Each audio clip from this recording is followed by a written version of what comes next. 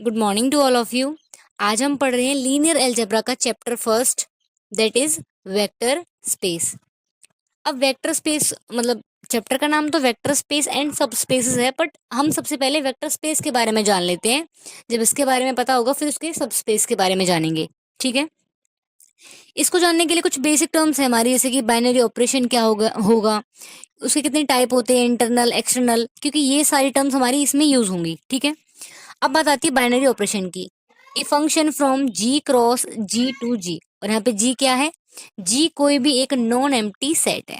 मतलब कि हमने एक एलिमेंट लिया यहाँ से और एक एलिमेंट लिया इसमें से, ये यू लिया है, मतलब दोनों जो यू और वी है ना, वो हमने दोनों ही एलिमेंट यहाँ से लिए हैं जी से, इस नॉन एम्प्टी सेट से। हम इन दोनों पे ऑपरेशन लगाया और ऑपरेशन के बाद हमें कुछ और एलिमेंट मिलेगा। मान के चलो डब्लू मिला, ये डब्लू इस जी में बिलोंग करे, मतलब कि टू ऑर्डर्ड पेयर के बदले में हमें क्या मिल जाए? एक एलिमेंट मिले। ठीक है,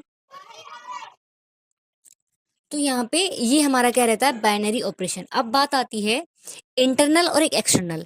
इंटरनल की अगर हम बात करें तो जो दोनों ये सेट है ये हमारा एक ही रहेगा, मतलब कि भाई जी, ये भी जी है, ये भी जी है, दोनों के एलिमेंट लिए ऑपरेशन लगाया और वो हमारा जो नया एलिमेंट मिला है वो भी हमारा कहाँ से बिलोंग करेगा? उसी सेट से बिलोंग कर रहा है। ठीक है, बट अगर हम बात करते हैं एक्सटर्नल की, इसमें आते हैं दो अलग अलग, जैसे एफ क्रॉस जी टू जी।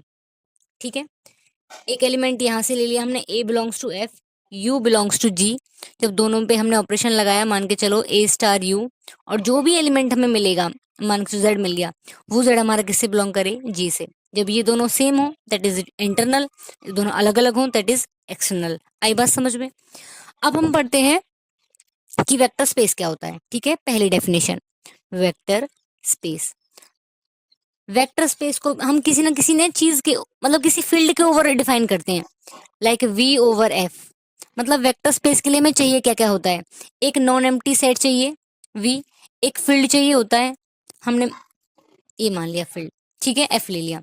अब ये दोनों मतलब कुछ प्रॉपर्टीज को सेटिस्फाई करें, तब हम कह देंगे कि जो वी है is a vector space over F. ठीक है, तो सबसे पहले हमें चाहिए let F be a field, field ले लिया। ठीक है, then a non empty set together with two operation. हमने मान लिया कि हमारे पास दो ऑपरेशन, एक स्टार वन मान लिया और एक हमने मान लिया star to.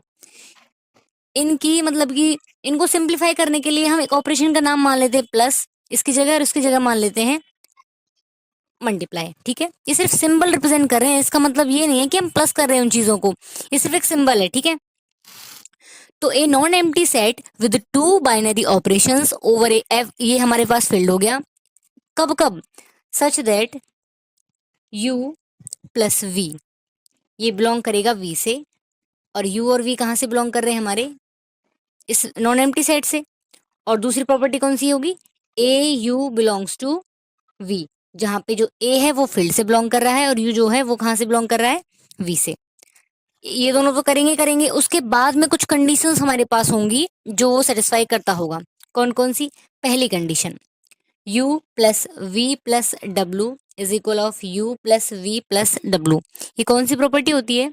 Associative property, associative property. और जो ये ऑपरेशन लग रहा है ना प्लस वाला, ये इसको कह रहे हैं इंटरनल बाइनरी ऑपरेशन। जो ये तीन जो एलिमेंट है वो हमारे वी के हैं और वी के अंदर ही बिलोंग कर रहे हैं।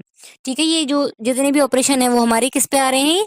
इंटरनल ऑपरेशंस की बात कर रहे हैं हम, इंटरनल बाइनरी ऑपरेशन। तो पहली कंडीशन एसोसिएटिविटी की, दूसरी condition commutativity, that means u plus v या फिर वी प्लस यू, सभी के लिए for all u comma v comma डब्ल्यू बिलोंग्स टू वी, ये for all v comma u belongs to we.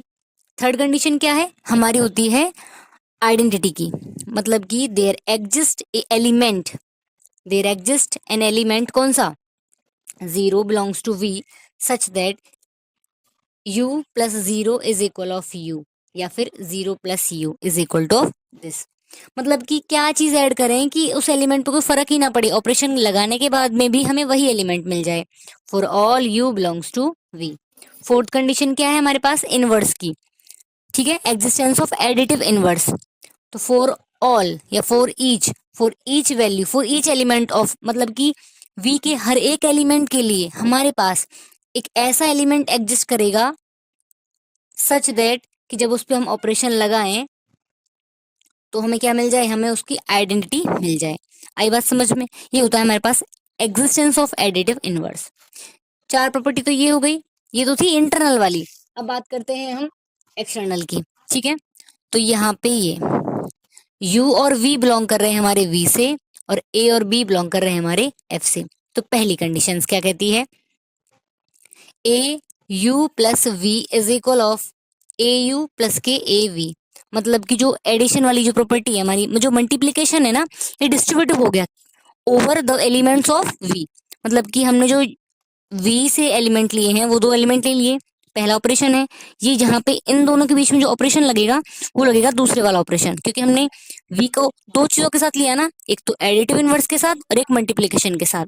ठीक है, for all U comma V belongs to V and A comma B belongs to F। यहाँ तो B है ही नहीं इस वाली उसमें। सेकंड क्या कहता है, A प्लस B इंटू के U। यहाँ पे क्या हो जाएगा, AU प्लस के BV। आई बात समझ में? ये एलिमेंट है हमारे फील्ड के, ये एलिमेंट है हमारे पास किसका, वेक्टर का, V का। तो इन दोनों के बीच में जो ऑपरेशन होगा वो मल्टीप्लाई वाला होगा। For all U belongs to V and A comma B belongs to F।